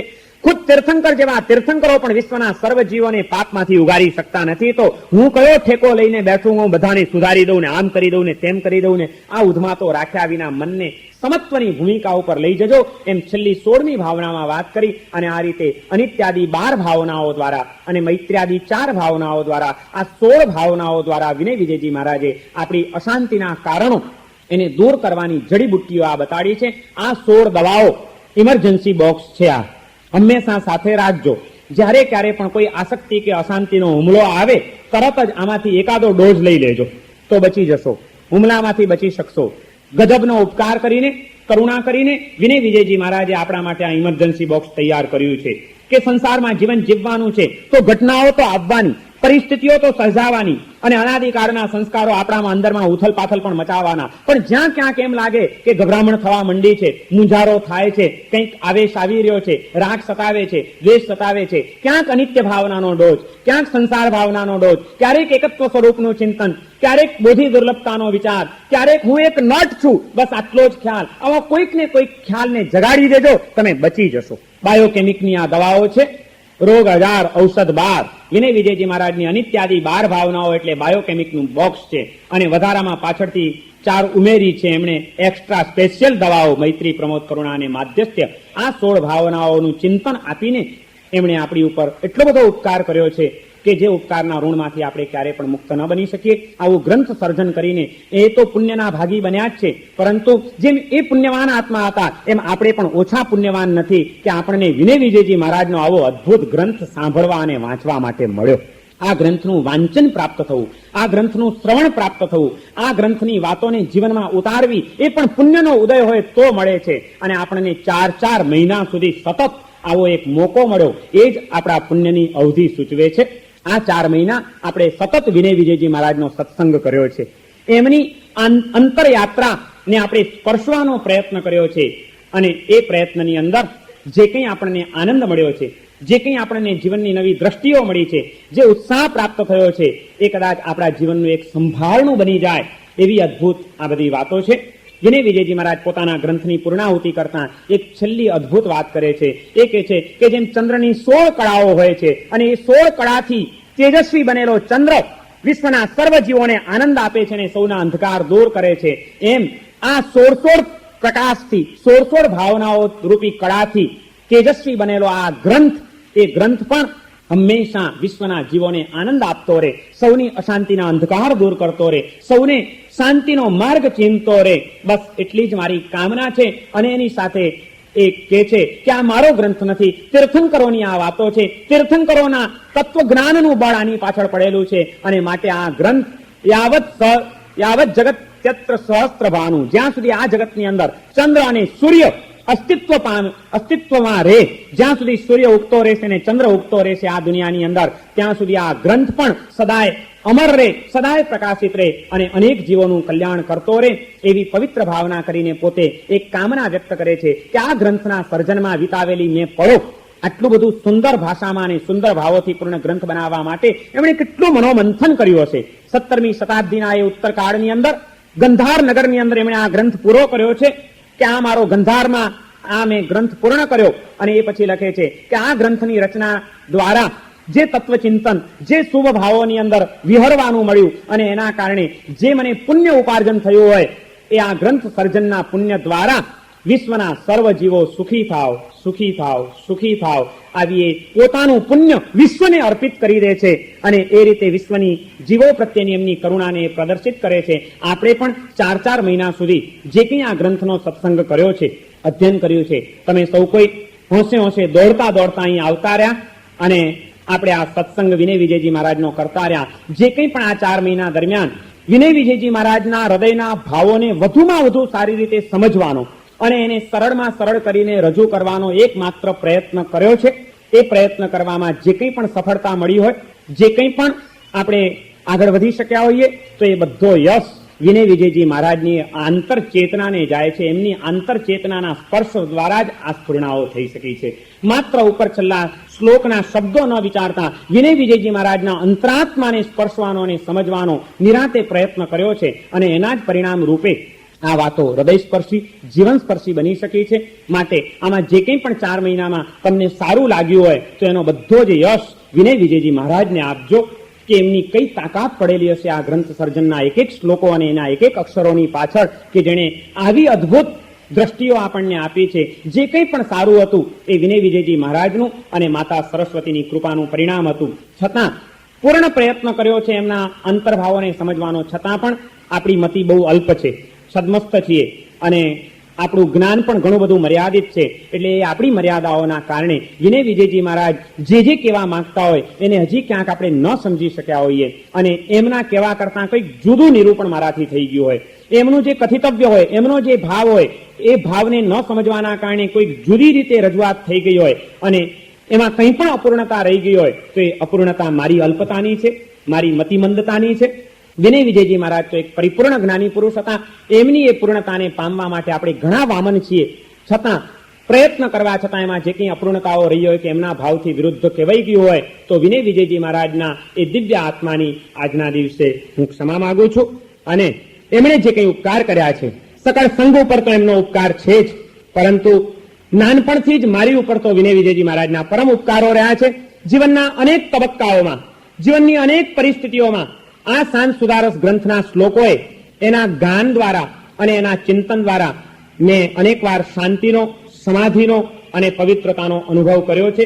એ રીતે મારા જીવનના તો એ પરમ ઉપકારી બન્યા છે.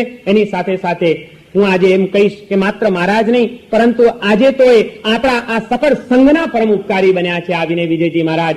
આવા એ પરમ ઉપકારી વિનય વિજયજી મહારાજ, જેમણે આપણી ઉપર આટલી બધી કરુણા કરીને આવી ઉપકાર વર્ષા કરી છે, એ વિનય વિજયજી મહારાજના દિવ્ય આત્માના ચરણોમાં આપણે સૌ કોઈ ભાવપૂર્વકની વંદના કરીશું, એમની પ્રત્યે કૃતજ્ઞતા વ્યક્ત કરીશું અને એમના જેવી દિવ્યતા અને ભાવોની આ ભવ્યતા સદાય આપણને પ્રાપ્ત થાય અને આપણા જીવનમાં પણ એવી ધન્યતા આપણને મળે એવી આપણે ઝંખના વ્યક્ત કરીશું. જેમ એમણે કહ્યું કે મારું આ ગ્રંથ સર્જનનું પુણ્ય, એના દ્વારા વિશ્વના સર્વ જીવો સુખી થાય, એમ અત્યારે આપણે પણ એ જ ભાવના વ્યક્ત કરીશું કે આ ગ્રંથ વાંચવા દ્વારા મને કંઈ પણ પુણ્ય મળ્યું હોય અને આ ગ્રંથ સાંભળવા દ્વારા તમને કંઈ પણ પુણ્ય મળ્યું હોય, એક વાત તો ચોક્કસ કહીશ કે 4 મહિના સુધી વધુ બીજું કંઈ જ ન માનીએ તો એ રોજ આટલા હજારો વ્યક્તિઓ 1 કલાક સુધી આપણે જ્યાં બેઠા છીએ, એ આપણો 1 કલાક તો રોજનો તાપ વગરનો ગયો જ છે.